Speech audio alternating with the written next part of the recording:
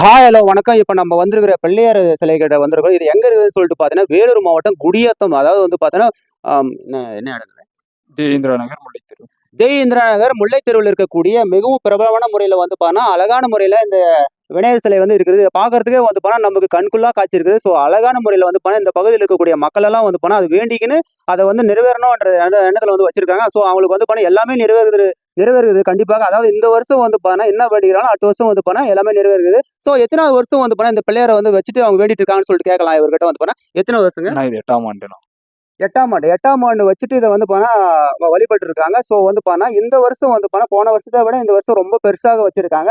அந்த பிள்ளையார அப்படியே வந்து காட்டுங்க. எந்த அளவுக்கு இருக்குது பாருங்க. இதனுடைய மகிமை வந்து தனிப்பட்ட முறையில இருக்குது. அதாவது வந்து இதனுடைய வந்து நீங்க எல்லாம் வந்து இந்த பிள்ளையார வந்து பார்த்தீங்கன்னா முல்லைத்தெரு இந்திரநகர்ல இருக்கக்கூடிய முல்லைத்தெரு குடியாத்தல வந்து இந்த பிள்ளையார பார்த்தீங்களான்னு சொல்லிட்டு கமெண்ட்ஸ் பண்ணுங்க. மறக்காம நம்முடைய சேனல வந்து லைக் பண்ணுங்க, ஷேர் பண்ணுங்க, சப்ஸ்கிரைப் பண்ணுங்க. Thank you.